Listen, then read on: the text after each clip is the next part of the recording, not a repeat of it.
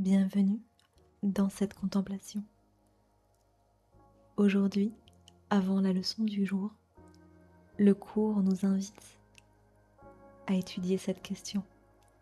Qu'est-ce que la création ? La création, telle que le cours nous l'enseigne, n'est pas un monde de formes, de corps ou de matière.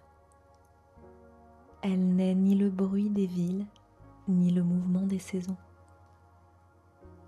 La création, c'est l'ensemble vivant des pensées de Dieu, sans début ni fin, comme une respiration éternelle de l'amour qui ne cesse jamais d'être.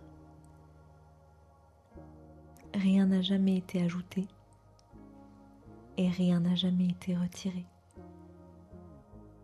Ce que Dieu crée ne se brise pas, ne se perd pas, ne se transforme pas en peur.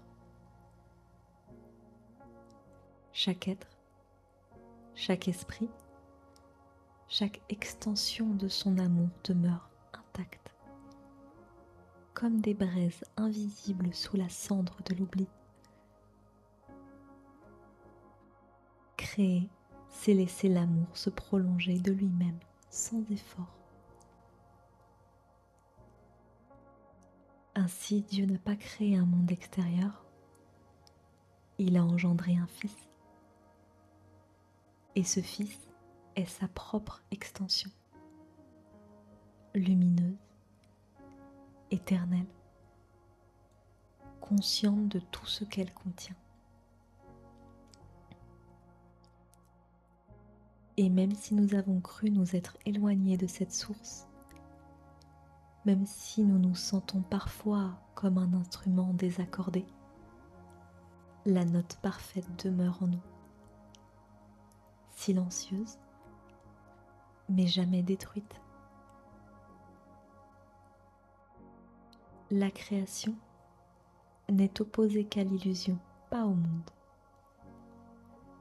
Ce que nous voyons avec les yeux du corps n'est qu'un écho, un rêve, une ombre projetée. Mais derrière ces ombres, il reste une certitude. Nous sommes encore la pensée de Dieu et il n'a pas changé d'esprit à notre sujet. Nous ne sommes pas ici pour devenir dignes de l'amour, mais pour cesser de croire que nous en sommes séparés.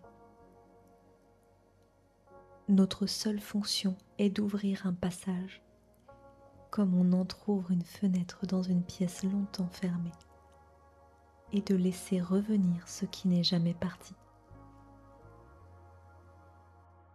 Alors aujourd'hui, nous n'essayons pas de comprendre la création avec la tête. Nous la laissons nous toucher, comme une évidence intérieure. Elle est ce battement tranquille au fond de nous, antérieur aux peurs. Cette sensation que malgré tout, quelque chose en nous n'est jamais abîmé.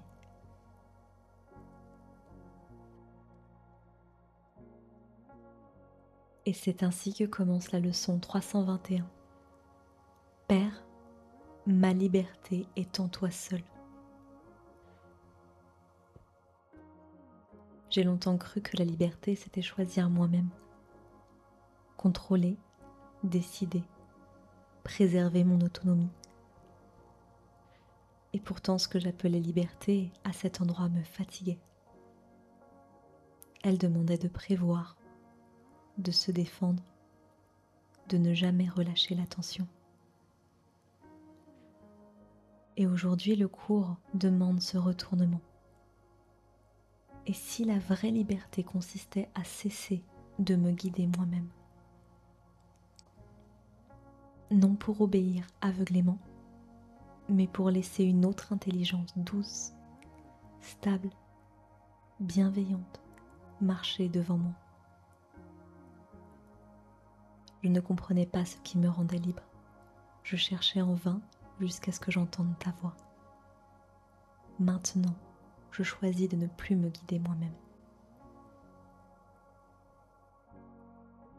Je n'ai pas fait le chemin vers la liberté parce que je l'ai cherchée là où elle n'était pas, dans le regard des autres, dans la réussite, dans l'indépendance, dans le fait d'avoir raison.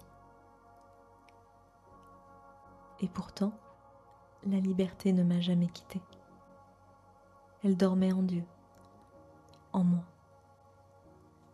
Elle ne dépend d'aucune circonstance, ni du passé, ni de ce que quelqu'un décide de m'offrir ou de me refuser. Elle est un repos intérieur. Le moment où je cesse de lutter contre ce que je suis en vérité. Ta voix me guide. La voie vers toi est claire. Père, ma liberté est en toi seul. Et c'est ma volonté de retourner. Aujourd'hui, je ne cherche plus à être libre seule. Je laisse ma main dans la tienne et je découvre que la paix était déjà là. Père, ma liberté est en toi seul.